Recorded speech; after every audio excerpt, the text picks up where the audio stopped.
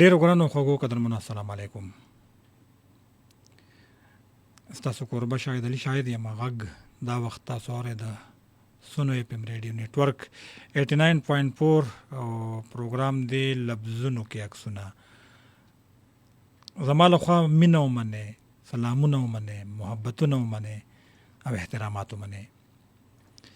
بلکل تر د 9 بجو پورې زموږ او ستاسو ملګرتیا د یو بل سره روانه ده، نیغ په نیغه په دغه ژوندۍ خپرونه کې.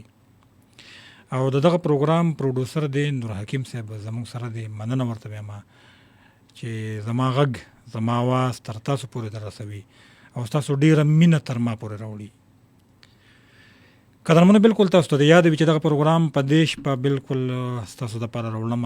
په دې پروګرام کې د ناول برخه وي او تاسو سره سناسه خبرې هم د ټلیفون په لیکه کوم.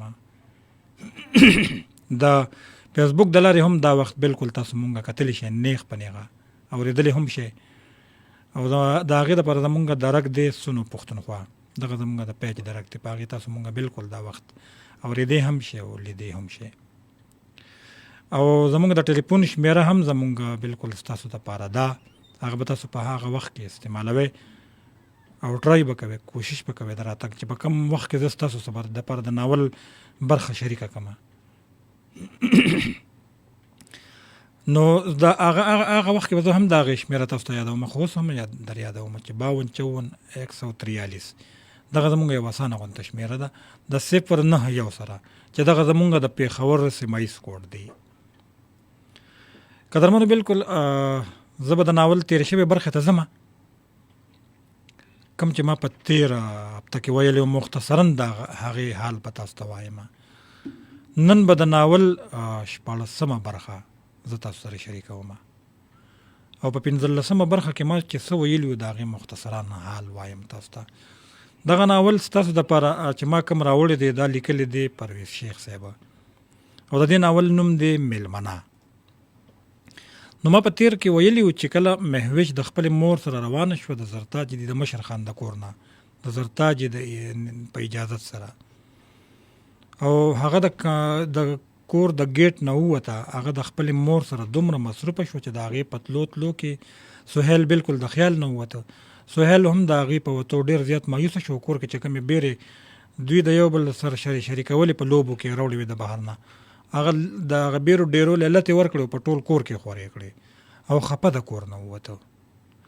او مهوش چې دی نو هغه ډېره زیاته خوشحاله د خپلې مور لایبې سره لاړه او لایبه هم د هغې په موندو ډېره زیاته خوشحاله وه لکه چې د کائنات ټولې خزانې د هغې غېږې ته واپس راشي.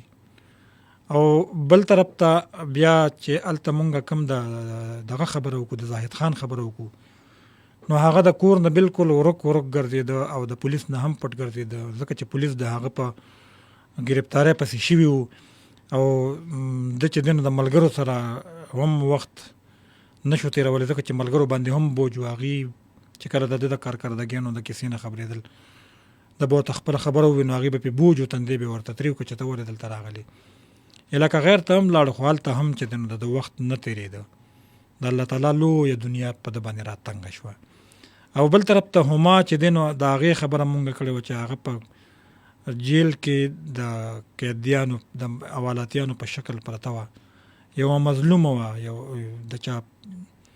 د شاکر خان د هغه سړي د قتل دعوه وه چې د چا تصور به د چا د جدایۍ تصور به هغې د هغه په څنګ کې هم د یوې لحظې دپاره نشو کولی.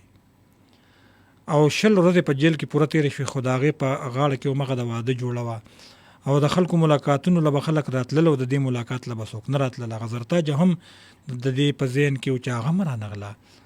او بیا یو ورځ د دې د ملاقات دپاره د دې نوم چا واغسته په ملاقات کې، چېرې د دې باور نه راته دی چې دا به چېرته بله څوک زنانه زما په نوم، خو به هر حال دا چې لاړه نو زرتاجه ولاړه وه. د هغې په راتګ خوشحاله شوه او یو بل سره یې خبرې هم وکړې. هغې ورته وویل چې یاره تپوسونه یې پوښتنه وشوه، د سهیل تپوس یې وکړه، د مهوش تپوس یې وکړه، ورته مهوش خپلې مور بوتلې ده او سهیل هم چې دی نو هغه مرک شوي دي، بس بلکل د هغې نه پس چې د کور نه وتې دي نو بس خپه یي، مایوسه.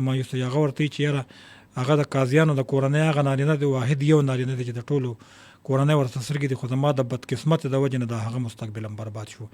دی ورته ووایي چې زه به ستا ضمانت کوم، تا به زه راوباسم، وکیل به نیسم انشاءالله، ستا دپاره به زه کیس کوم. هغې ورته بلکل مه کوه زما دپاره، زه په دې حال خوشحاله یم، زما کور نشته، بس زما نه چې خانجي لاړه نو زه دې هم مړه شم، د هغه په هورو کې دې راشم، خپل مرګ ته انتظار کوم.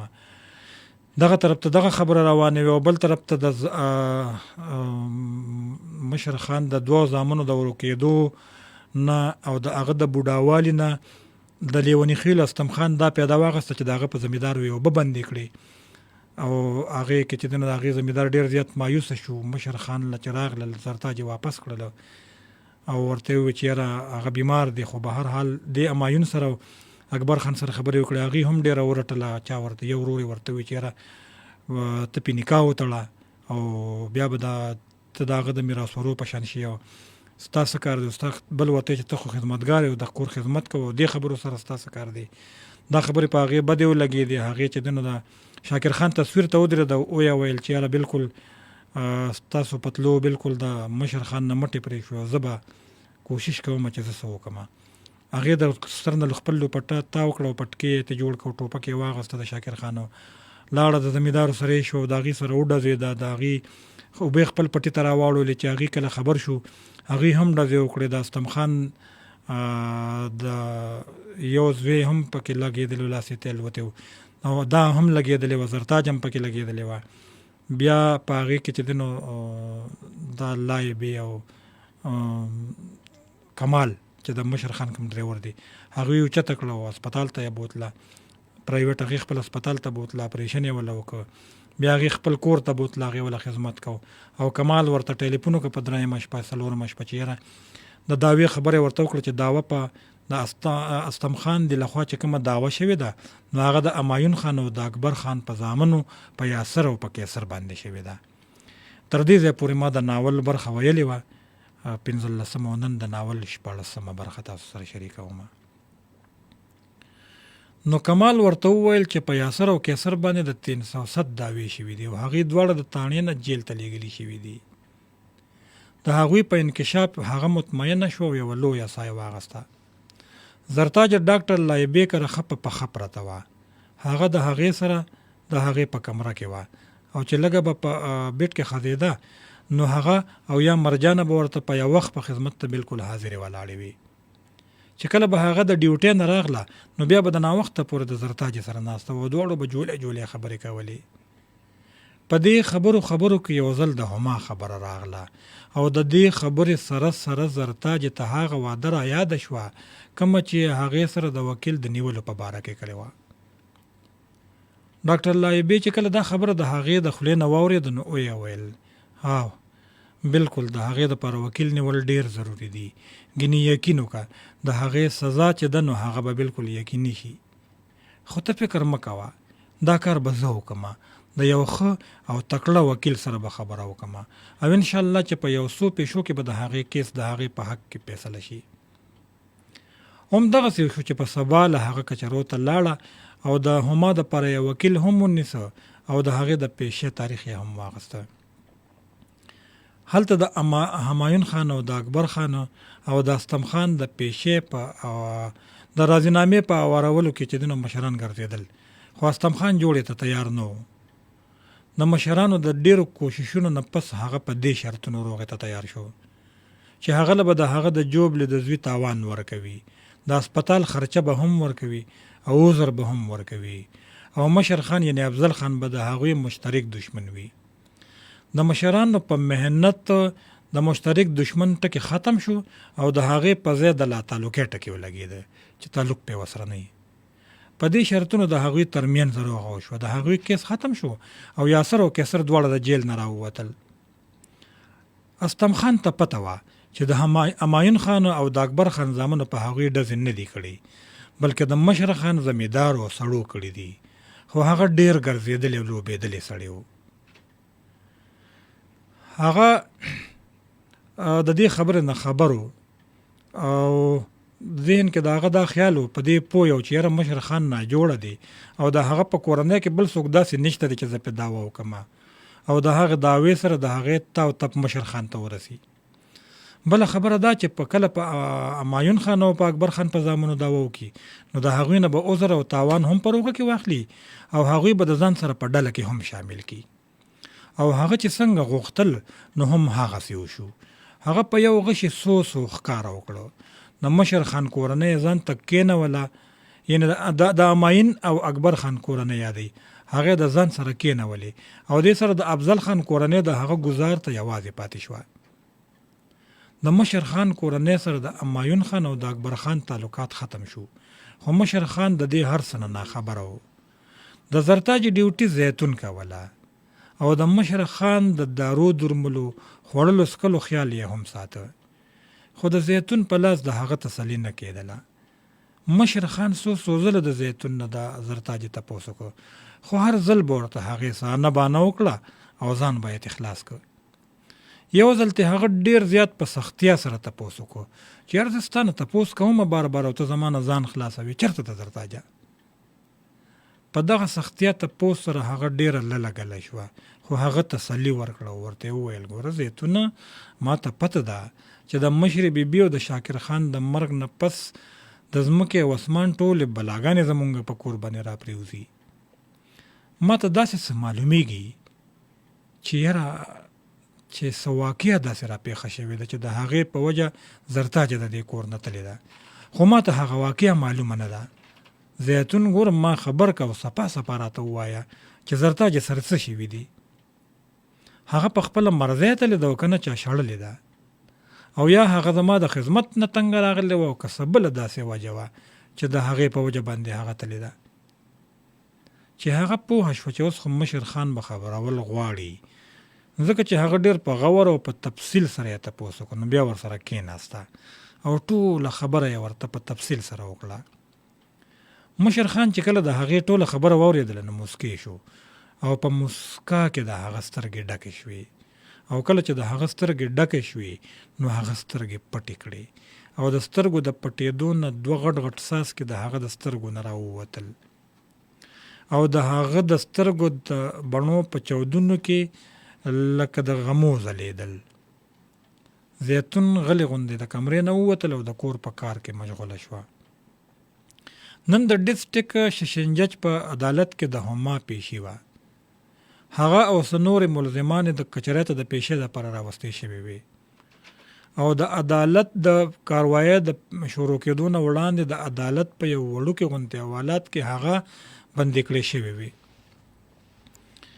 یوه شیبه پس ډاکټر لایبه او یو اجنبي سړی د هغې ملاقات له راغی. هغوی چې یو بل سره روغ جوړه و لیک سلیک وکړله، نو د هغې نه پس ډاکټر لایبې ورته وویل هما ستا د کیس نه چې خبر شوم نو ډېره زیاته خفه شوم. زه ستا ملاقات له ډېره مخکې راتلم، خو د څه وجوهاتو په وجه باندې بس رانغلم لیټ شوم، خو به هر حال دا ستا وکیل دی، تا سره مې میلاو که ستا دپاره مې د دې وکیل سره خبره کړې ده او انشاءالله چې دا سړی به ستا د کیس وکالت کوي. هما هغه ته په مسکا سلام کوي، هغه هم مسکی شي، په لاس کې یو نیولې کاغذ هغې له ورکوي او هم ما ته وایي بیبي دا ستا وکالتنامه ده، په دې باندې خپل ساین وکړه چې خبره قانون ته درسته شي. هما هغه ته ګوري وایي ورته سر خفه نه شي، ما ته د وکیل ضرورت نشته دی. هما نور هم څه ویل غواړي، خو ډاکټر لایبه د هغې خبره بالکل پرې کوي او وایي ورته هما پلیز زما خبره ومنه، دا ټوکې مه ګڼه، ګوره زه ته منت کومه، زما خبره واوره، په وکالتنامه دستخط وکړه، د ځانه ماشومه مه جوړوه. د بیا منت په وجه او بیا ست کولو ویلو په وجه د هغې په هغه وکالتنامه باندې دستخط وکړ. وکیل صاحب مسکی شو او په شکریا روان شو. د هغه د تلو نه پس هما د هغې نه د مهوش په باره کې تپوس وکړ. ډاکټر لایبه هغې ته په مسکا وایي هغه مې په سکول کې داخله کړې ده، سکول ته ځي راځي خو کله کله تا سهیل یادوي. هما بیبي چې کله کور ته لاړ شي نو د ورتلو سره هغه زما دپاره په دواړه مخه ښکل کا. ډاکټر لایبه مسکی شي وایي ورته ښکلول خو زمونږ په ورځ کې یو ځل نه بلکې څو ځله کېږي، خو ستا د طرفه باید زه نن هم ښکله کړم، دا به پکې اضافه شي. هما بیبي د زرتاج نه خبرېږي، هغه څنګه ده؟ هغې د راتلو ویلي خو شاید د څه مجبورۍ د وجې نه پاتې شوي وي. ډاکټر لایبې هغې ته ټوله خبره وکړه، په تفصیل یې ورته هغه وویل څه چې تیر شوي وو، او په آخره کې ورته دا انکشاف هم وکړ چې هغه د هغې سره د هغې په کور کې ده. هغې له د هما سره خبرې کولې چې په زړه بورکه کې یوه ښځه په پټ مخ د هغوی په خوا کې ودرېدله او لایبې ته یې وویل بیبي د خدای په نامه که څه زکات وي څه وس دې کېږي امداد را سره وکړه، زه ډېره مجبوره یم، بیماره مور راته په کټ کې پرته ده چې د هغې علاج وکړم. دغسې خبرې به روزانه هغې په یو غوږه اورېدې او په بل به یې ایستې، خو په دې اواز کې دومره درد و چې د دې اواز اورېدو سره د هغې ټول بدن ولړزېده. هغې د خپل پرس نه د 100 روپو یو نوټ راوویسته، د هما د سر نه یې تاو کړ او هغې ته یې ونیوه. نوټ لا هغسې د هغې په لاس کې و چې د بورکې نه اواز راغی، بیبي ته؟ بیبي سلام علیکم. ډاکټر لایبې د هغې نه سلام واغسته، خو کله چې هغې د مخ نه بورکه لرې کړه نو هغې ورته په حیرانتیا وویل جان پري ته دلته څه کوې؟ او دا سوال دې د کله راسې نه شروع کړی دی، دا ولې څه در باندې وشو؟ جان پري ډاکټر لایبې ته په ډکو سترګو وکتل، خو د څه ویلو نه مخکې د هغې خپو ته ښکته شوه. ورته یې وویل بیبي ما معاف که، ما تا سره او مهوش سره ډېر زیاتې کړې دي. ډاکټر لایبې هغه راوچته کړه، ور ټیټه شوه ورپسې، د دواړو اوږو نه یې ونیوله او خپل خپو نه یې راپاسوله، د هغې اوښکې یې وچې کړې. ورته یې وویل جان پري دا په تاسو وشو؟ ته خو نیمه هم نه یې پاتې شوې، دا ولې؟ جان پري وویل بیبي بعضې خلک زمانې سره لوبې کوي او په بعضې خلکو زمانه لوبې کوي. څه موده مخکې ستا په کور کې ما هم د زمانې سره لوبې کولې وي، خو چې ستا د کور نه لوبې وتلې یم، خو چې کله ستا د کور نه وتلې یم نو د هغې ورځې نه را باندې زمانې لوبې شروع کړي دي او لا تر اوسه پورې را باندې کوي او پته نه لګي چې تر کومې پورې به یې را باندې کوي. ډاکټر لایبې د هغې نه په ډډ اواز کې تپوس وکړه د ګولې د کور نه راغلې؟ جان پري او بیبي یو څو ورځې وړاندې د هغې د کور نه راغلی یم. ډاکټر لایبه شیردل سره ستا واده ونه شو؟ ته هغې کره دیره وې که نه ډېر وخت یې تېر کړی و. جان پري او بیبي چې تا د کور نه وویستم نو دا سرې ځای مې پاتې نه شو، لاړم او هغې کره دیره شوم. د شیردل سره مې واده وشو، ډېر ښکلی وخت تېرېده، خو څه موده پس عادل راغی او د هغه ډاکټر لایبه د هغې د خولې نه خبر اخلي. عادل څوک دی؟ عادل د هغه طالب نوم دی کم چې به مهوش ته سبق خوده، د چا په وجه چې زه ستا د کور نه وتی وم. هغه د سوچي بابا زوی او د شیردل رور دی. د هغه تعلق په قبایلي سیمه کې د یو عسکري ډلې سره و. د هغه په وینا مونږ هم هغه سره قبایلي سیمې ته لاړو او هلته د تلو نه پس زما خاوند شیردل قتل شو او بیا لږ وخت پس عادل هم قتل شو او بیا زه د هغې سره وم، خو ما ته مور ډېره زیاته را یادېدله او زه چې کله د مور پوښتنې له راغلم نو زما مور په کټ پرته وه، ډېره زیاته بیماره وه. بیا زه هغې سره وم، اوس د هغې نه پس هم د هغې سره یم. دغسې ستا نه د یو نه او د بل نه خیر او زکات غواړم او د خپلې مور علاج پې کوم. ډاکټر لایبه سوال مه کوه، دا 200 روپۍ اوس واخله او سبا له د مور هسپتال ته راوله، د هغې علاج به هم مفت کېږي او تا ته به د خپله تنها هم په کور ملاویږي. جان پري ته رښتیا وې بیبي؟ ډاکټر لایبه او زه بالکل رښتیا وایم، زه اوس هم هغه لایبه یم کومه چې مخکې ستا دپاره وم او زما کور اوس هم هغسې ستا دی څنګه چې لکه مخکې و ستا دپاره. زه لاړه شه ته اوسه او سبا له هلته هسپتال ته سره د خپلې مور راشه، نورې خبرې به بیا هلته انشاءالله چې وکړو. دې سره هغه په خوشحالۍ روانه شوه. د هغې نه پس د هما وکیل راغی. هما له یو چیټ ورکړ، ورته یې وویل بیبي ستا د پیشې تاریخ بدل شو، دا چیټ واخله، د بلې میاشتې په 10 تاریخ په ستا پیشې وي او ستا نه به د جج په وړاندې بیان اخیستلی کېږي او لیکلی کېږي به. هما د خپلې پیشې د تاریخ چیټ د خپلې لپټې په پیس کې پورې غوټه کړ او ډاکټر لایبې ته یې په زیر کتل. داسې معلومېدله چې هغه په سترګو کې د هغې شکریه ادا کوله. په دې کې د پولیس اهلکار راغله، هغې په ګاډي کې کېنولو، د پېښور سنټرل جیل ته یې ورسوله.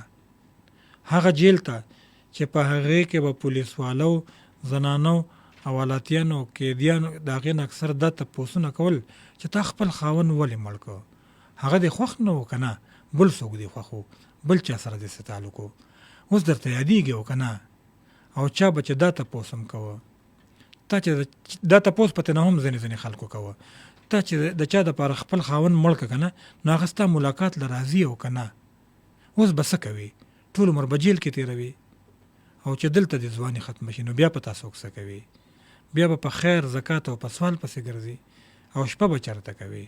پاتې کېږي به چېرته د ریل ګاډي په پاټلۍ یا چېرته د پل لاندې، هلته به ستا عزت محفوظ پاتې شي، وغیره وغیره. داسې ډېرې نورې خبرې به هم د هغې سره کېدې. کله چې به د دې تپوسونو نه هغه تنګه شوه نو د هلته نه به پاڅېده، په بله ډله کې به کېناسته، او چې هلته پته نه هم داسې قسمه یا د دې نه علاوه نور قسمه تپوسونه وشو نو بیا بلې ډلې ته او د بلې نه بلې ډلې ته دغسې ډلې به یې بدلولې، خو خبرې به نه ختمېدې. د هغې ورځ د سرو مچو په ګبین او شپه په میګتون وه. هغه د خپل مقام نه ډېره لاندې پرېوته. د هغې لوړې ارادې او حوصلې په جوړو ګرنګونو کې پرېوتې. همایون خان او اکبر خان سره د جوړې نه پس د استم خان سترګې نورې هم سرې شوې. یو څو ورځې پس هغه په ځمکه یو ځل بیا ټکټر ورګډ کړ، کومه چې هغه مخکې اړولې وه. د مشر خان زمیندار چې د هغه سړي او د هغه ټکټر په خپل ځمکه کې ولیده نو هغه او د هغه ښځه مشر خان له په فریاد لاړل. هغه سره په مرسته کې 10-12 زمیندار نور هم لاړل. زمیندار په حجره کې کېناستل او د هغه زنانه په داسې حال کې د هغه کور ته او د هغه کمرې ته ورغله چې زیتون هغه له اوږې چاپې کولې. افضل خان له د ورتلو سره هغې مشر خان ته سلام وکړ او په جړا کې ورته د سلام نه پس ټوله خبره وکړه. مشر خان چې د هغې خبره واورېده نو د غصې نه په بیټ کې نیغ کېناسته او د کوزېدو هڅه یې کوله. زیتون چې د هغه په نیت پوهه شوه نو ورته یې وویل، خان بابا ته سمله ډډه واچوه، ارام وکړه، زه به حجرې ته ورشم او د دې د خاوند نه به تپوس وکړم، معلومات وکړم. مشر خان: نه زیتونه، دا ستا کار نه دی، ته کور کېنه، زه په خپله ورځمه. زیتون هغه ته څپلۍ سمې کړې او د هغې په سهاره هغه ورو د کمرې نه ووته او حجرې ته لاړه. هغه چې حجرې ته ووته نو ټول زمیندار د هغه په احترام کې پاڅېدل او تر هغې ولاړو چې تر کومې پورې هغه په کټ کې ناست نو. کله چې هغه په کټ کې ډډه ووهله نو زیتون ترې روانه شوه. د هغه په تپوس چې د هغوی د استم خان د زور زیاتي خبره شروع کړه نو د هغه په وجود ویښته ببر شو، او کله چې هغه خبره ختمه کړه نو د زمیندار د خبرې د ختمېدو نه پس هغه مشر خان یعنی افضل خان په یوه شیبه په ډکو سترګو په خپله سویلي پسې بره کتل. د هغه په سترګو کې غټې غټې اوښکې راوړېدې خو ککو غورځېدو ته نه پرېښودې. هغه لا خبرې ته خوله جوړوله څه ویلو ته چې په دې کې یو څو زمیندار په منډه منډه سانیولې راغلله او په سلګو د هغه مخې ته ودرېدل او یو زمیندار پکې وویل، خان بابا د همایون خان او اکبر خان سړي هغه ځمکه اړوي کومه چې هغوی د حجرې د خرچې دپاره خان بابا تاسو ته پرېښولې وه. ستا والد صاحب چې کومه د خرچې دپاره د حجرې دپاره پرېښې وه، همایون او اکبر هم ورسره دي. زمیندار: نه خان بابا. هغه تپوس وکړو چې همایون اکبر خان هم ورسره دي. زمیندار ورته چې نه خان بابا، د هغوی زامن راغلی دي، یاسر او کیسر، هغه ورسره دي، هغوی ورته ولاړ دي او د هغوی سړي زمیندار ځمکه اړوي. مشر خان تنزیه مسکا وکړه او یې ویل، خیر دی زمړه دغه د کور خبره ده، دا هغوی د مشرۍ په توګه ماته پرېښې وه، خو چې هغوی ما مشر نه ګڼي نو بیا هم ټیک ته خیر دی، هغوی مشران او زه کشر سئ، دا د کور خبره ده. زمیندار: خان بابا هغوی زمونږ فصلونه واړول.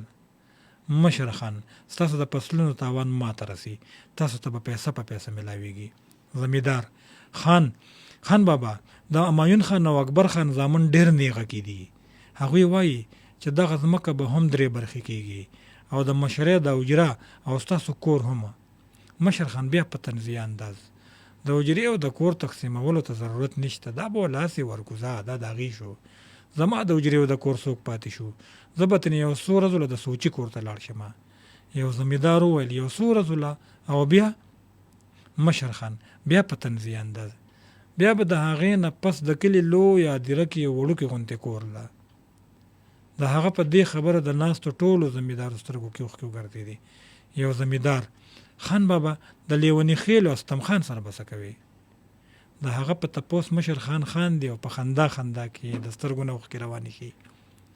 ټول زمیندار یو بل ته په حیرانتیا ګوري او په سترګو کې د یو بل نه تپوس کوي چې دا خندا ده او که ژړا ده. هغه یوه شیبه خاموشه او بیا وویل: دا ټول لیوني خېل ما دومره یارولي وو چې ما به پې خپې ودربولې، نو بیا به یې کوڅې پناه کولې. خو په هغه وخت کې زما ځواني وه او زما شاته خان بابا ولاړو. خو اوس زه د چا شاته ودرېږم؟ چا رښتیا ویلي دي چې نه غواړم ایشونه درنه نه غواړم، یا د ځوانۍ عمره خو تېرېږم، خو زه لا دومره کمزورې نه یم. زما په لاس کې لا دومره طاقت شته دی چې زه ټوپک ټینګولی شم، او زما په ګوته کې لا دومره زور شته چې د ټوپک ماشه پرې راښکلی شم. کماله ورشه زما هغه ټوپک راواخله ته چې زه یې وګورم چې زما غوندې بوډا شوی که نه صحیح دی، تکړه دې ډز کولی شي. کمال: خان بابا چې مونږ یو که نه، نو ستا د ضرورت نشته د ټوپک، ستا د ګوتې په اشاره به زمونږ ګوتې چلیږي او لیوني خېل به چې دی نو انشاءالله چې د هغې نه ته بېغمه شه بس. مشر خان: کړه مه کوه مړه، ورشه شابه زما هغه ټوپک راوړه، زر کوه شابه. کمال د هغه په حکم ډېر په تیزۍ سره د کور ګېټ سره ودرېد او زیتون ته یې وویل: بابي مشر خان ټوپک غواړي، هغه راواخله چې والله یوسم. زیتون په یره: ولې کماله خبره جوړې خرابه شوه. کمال: نه بابي لا خرابه نه ده، خو خپل احتیاط ضروري دی. زیتون د مشر خان ټوپک او کارتوس راخلي او هغه له یې ورکوي. د هغه د تلو نه پس هغه د شاکر خان د کمرې نه ټوپک او کارتوس راخلي او بهر کټ کې یږدي. بیا ټول ورونه تاله کړي او د لوپټې نه لکه د زرتاجې پټکې ووهي او خپل پړونې د ځان نه راتاو کړي. کمربند غاړې ته واچوي، ټوپک لاس کې ونیسي او ګېټ سره خوا کې په دې غرض ودرېږي چې کله مشر خان پټو ته ځي نو زه به ورپسې شاته ځم. کمال چې ټوپک مشر خان له ورکړ نو هغه مسکی شو، د ټوپک بولډ یې مخکې رستو راښ کړ او د خپل ټوپک د چال چلن اندازه یې واغسته.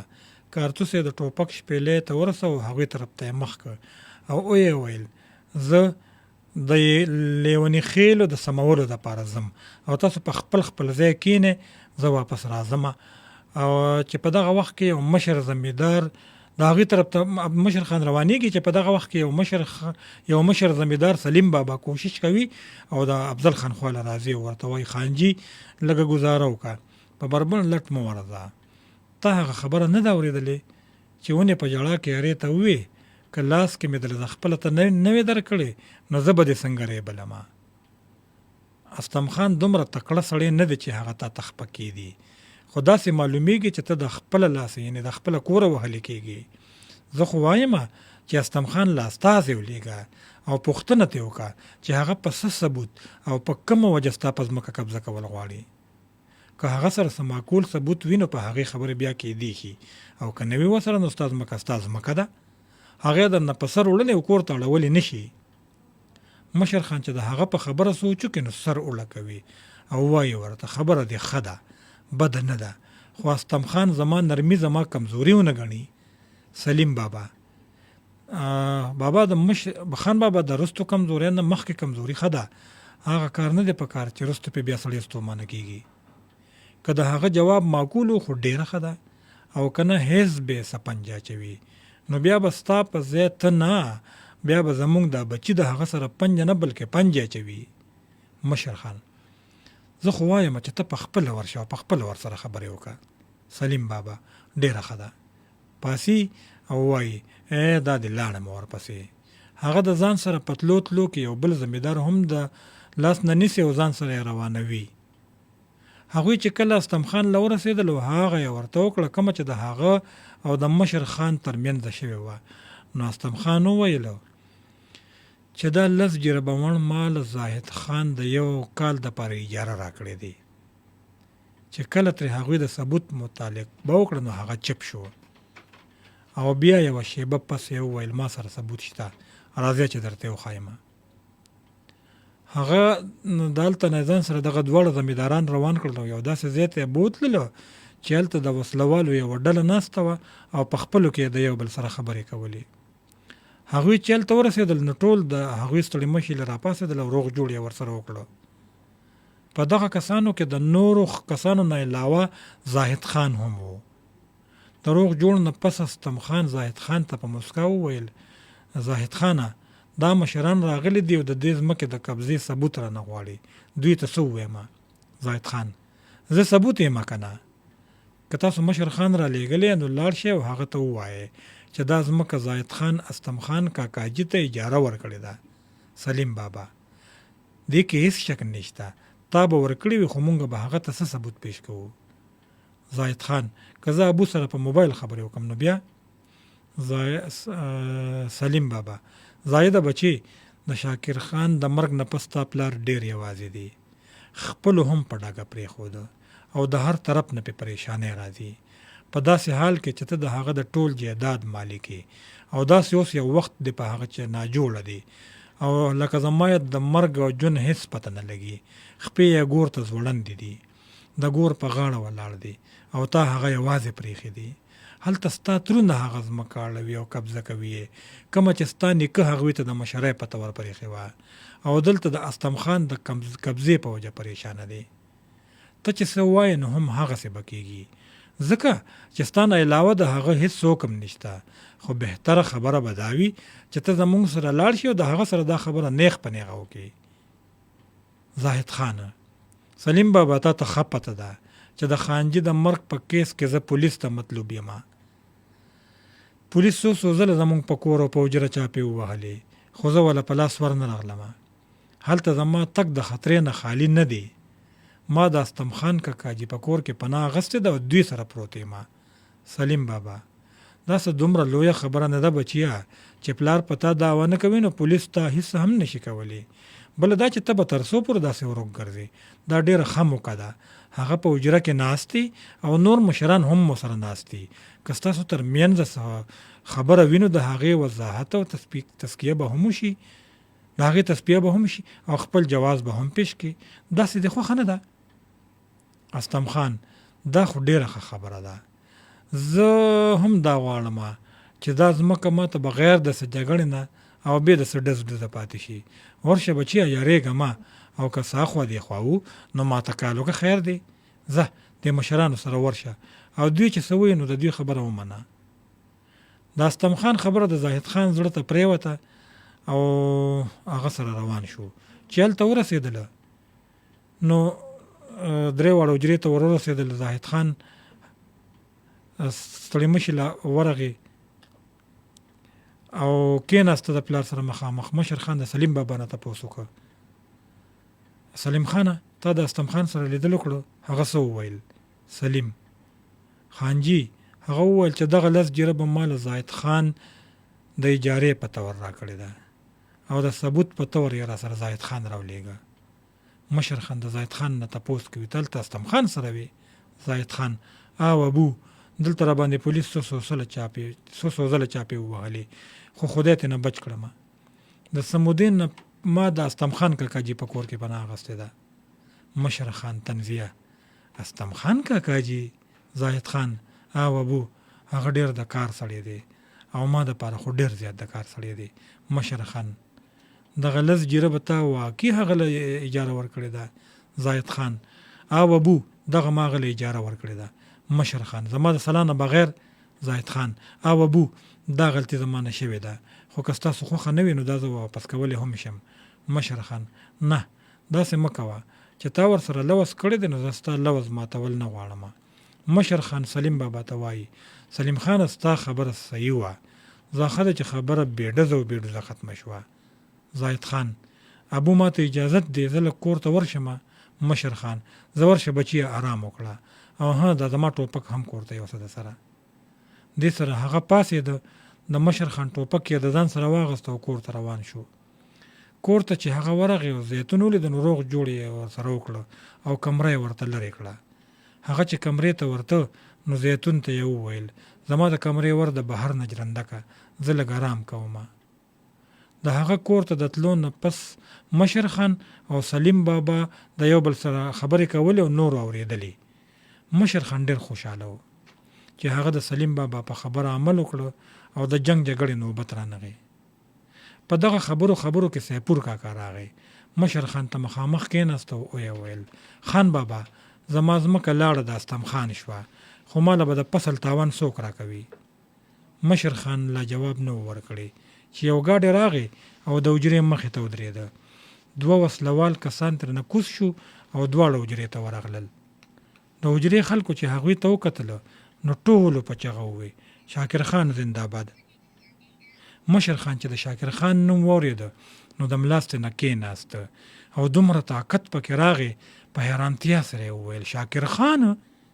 د مشر خان یو نوکر زر هغه له ورمنډه کړه. خان بابا مبارک شه ستا زوی شاکر خان راغی. شاکر خان ډېر په تیزۍ سره د هغه خواله ورځي سلام ورته کوي وایي ورته او بابا ستا په دعا سره زه ژوندی شوم او ستا سلام لا راغلمه. مشر خان ډېر په حیرانتیا سره یا لکه شاکر دا زه خوب وینم او کنه ته په ویښه وینم. شاکر خان نه ابو دا خوب نه دی بالکل حقیقت دی زه ژوندی یم او ستا مخې ته ولاړ یم. مشر خان او هغه چې مونږ خښ کړی دی هغه څوک دی هغه ته نه وي؟ زه شاکر خان نه ابو هغه زه نه وم بلکې څوک بل څوک. مشر خان دا څنګه؟ شاکر خان دا لویه کیسه ده ابو څه وخت پس به درته پخپله معلومه شي په دې به بیا خبرې وکړو. خو اوس راتلمه نو په لاره کې مې ولیدل چې زمونږ په ځمکه کې لیوني خیل او د هغوی ټیکټرې ګرځي او فصل اړوي زمونږ. داسې معلومیږي چې هغوی زمونږ په ځمکه حمله کړې ده او په زور یې قبضه کوي. اوس د هغوی د مقابلې دپاره راغلم چې د دې نه اوزګار شمه نو ټوله خبره به درته بیا په تفصیل سره وکړم. مشر خان نه بچیه زمونږ په ځمکه حمله نه ده شوې بلکې دغه ون ستا ورور زاهد خان استم خان له اجاره ورکړې ده. شاکر خان ستاسو په اجازت؟ مشر خان نه بچیه زما نه اجازت نه ده اخیستی شوې خو چې هغه په ټکټر ورګډ کړو ما د زاهد د مخه اجازت ورکړه.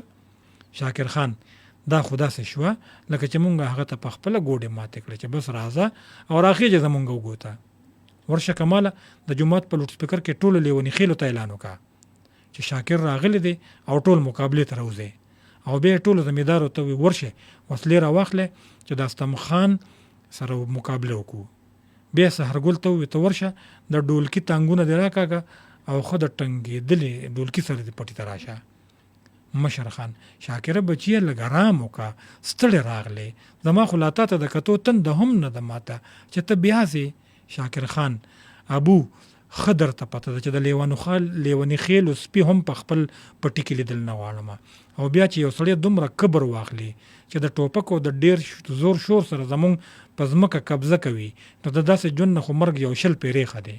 مشر خان ښه بچیه چې ځې او خامخا ځې نو ورور دې د ځان سره بوځه چې مټې دې مضبوطې وي. قدرمنو بالکل دغه زمونږ د ناول 14مه برخه وه چې ما د تاسو سره شریکه کړه او په دغه برخه کې تاسو وکتل چې یاره مسلې تر ډېر حده پورې چې دنو راغونډېدو طرف ته را روانې دي. هغه شاکر چې د هغه د مرګ خبره خوره شوې و بلکې د هغه په ځای یو بل څوک هم ښخ شوي و په قبره کې هغه ژوندی و دغه پته ولګېده. اوس په را روان کې پته لګي چې انشاءالله موږ سره د ناول 2 برخې پاتې شوي چې شاکر چرته و د کم ځای و د ده د مرګ خبر ولې راغلی و څنګه راغلی و دا په څه وجه باندې شي و هما سره مخکې څه کېږي د دې د دواړو ملاقات یو بل سره کېږي یا نه کېږي او که کېږي نو څنګه کېږي هما په جیل کې پاتې کېږي او که روځي. دا ټولې خبره به انشاءالله پر روانو برخو کې تاسو سره شریکو. او اوس هغه لمحې دي چې زه وګورم ځان سره د ټلیفون په لیکه څوک ملګري اخیستی شمه د یو ملګري 2-3 ملګرو سره خبرې کولی شو چې وکړو. دغه زمونږ د ټلیفون شمیره ده 524143. السلام علیکم. وعلیکم السلام.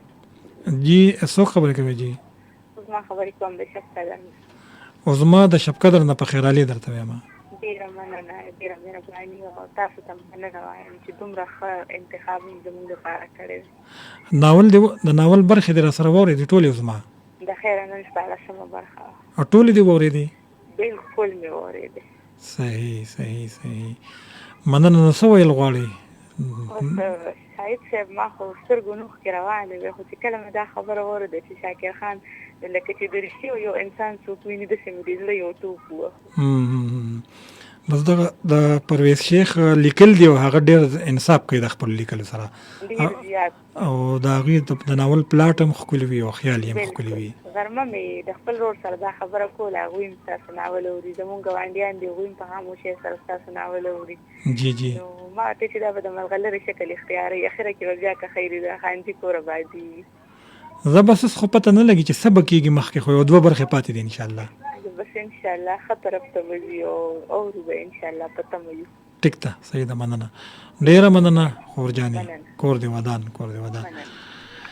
قدرمنو بالکل زما د شب قدر نه او بل ملګری ګورم 5254 السلام علیکم. وعلیکم السلام صاحب، سلامونه قبول کا. انور خان ام در ادم خیل. انور خان ورو در ادم خیل نه په خیر علي درته وایم. ډیره مننه، ډیره مننه. الله دې قدرمن کا او الله دې په دې اخلاق او خلق کې دوغمره خوږوالی واچوه چې دا څومره موږ مزې وکړې ستا په دې ناولو باندې او په دې کردار باندې. ډیره مننه قدرمن شي. دا ستاسو دعاګانې دي او ستاسو مینه ده چې په مونږ کې دغه دا ستاسو مینه ډیره خوږه ده، نو د هغې خوږه مونږ ته رامنتقل کېږي. صاحب ته په خپله مقناطیسي هغه څه شی ورته وایي، هغه سنګي پارس یې راښکل کې، یعنې یقین دې وشه چې ما نه دا تیر پروګرام دغه شوی و که نه، دا 14 مې اورېدلی و. دا منځ کې 2 پروګرامه چې جیل ته و ما لاړه او بیا د هغې نه وروسته نو ډېر پریشانه وم او خفه وم، او دا اوس راننوتم مونځونو نه بعد او چې نه ومې لګولو نو بس بالکل دغه خبرې د ټیکټر او دغه مې واورېدې، دا مې بس راټینګ مې کړې. نو دا ستا هغه سنګي پارسي ده، هغه سنګي پارس پخوا مشرانو به ته خلک راکاږې ځان ته، زمونږ به مینه ولې نه وي؟ ډېر مننه. چې په زړه کې هم ځای کړي. الله مو خوشحاله کړه. ډېر خوند او ډېر رنګ او الله دې قدرمن کا او الله دې ژوند ټولو له ورکړي چې دا روستي دواړه هم واوري انشاءالله. انشاءالله بل ناول به انشاءالله د دې نه ښایسته وي انشاءالله. انشاءالله.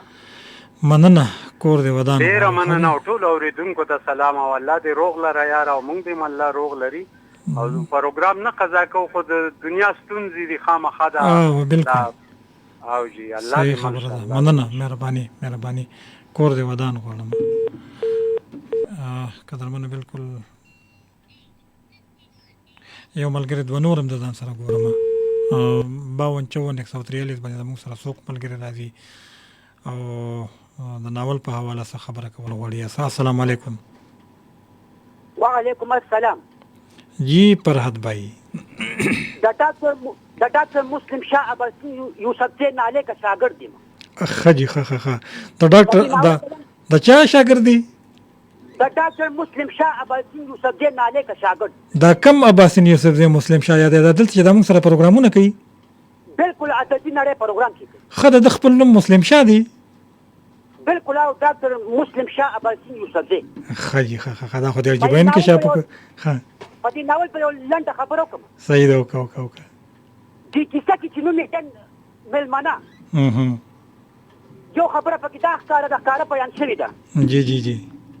چې څه خلک دا چې هغوی د چا سره ښه نه مني، او لکه چې څه خلک داسې وي چې هغوی چې هغوی د چا ښه نه مني، د چا ښېګڼې نه مني، که ته ورسره ډېر هم خوږ خو د چا ښه نه مني.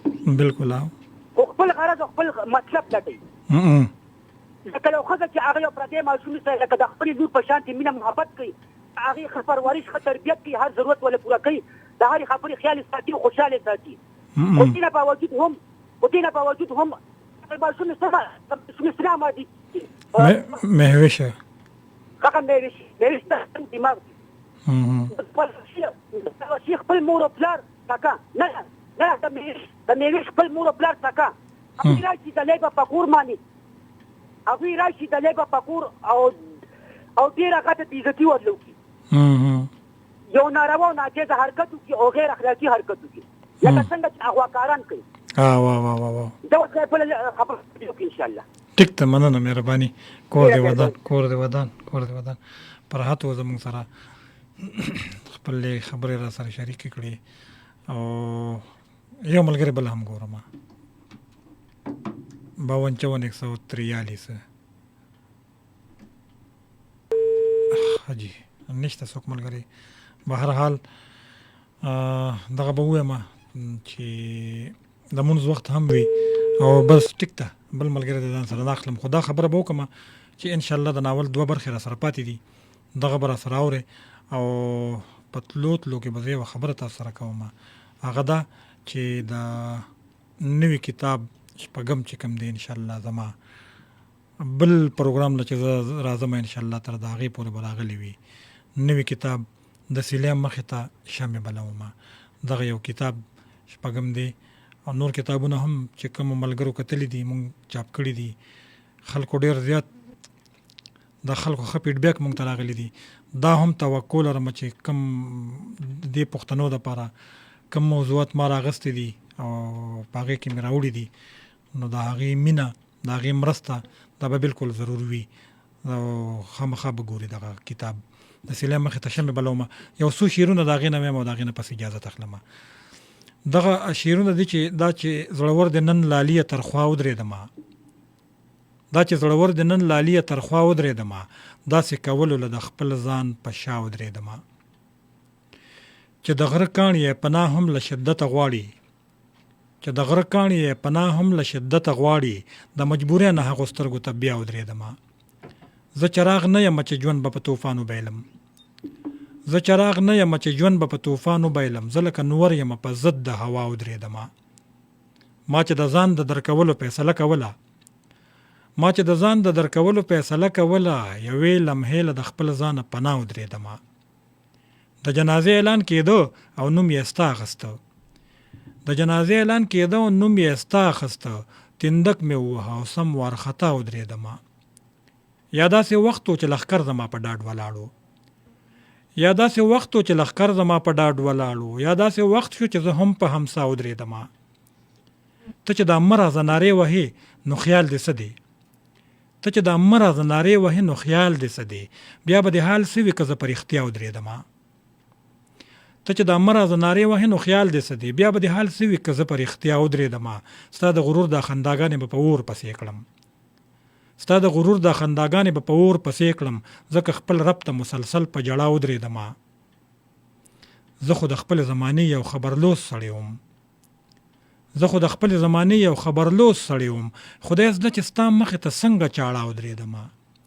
شاهده زه او دنیا یو بل سره نه جوړېدو، شاهده زه او دنیا یو بل سره نه جوړېدو، ځکه د ټول جهان نه بیرته جدا ودرېدمه. قدرمنو بالکل ستاسو نه اجازت اخلمه تر بل پروګرامه پورې هر چرته چې شپه مو په خیر، خواږه خوبونه مو په برخه، سباون مو روښانه، ښاد، آباد او بریالي اوسئ. د لوی الله په امان.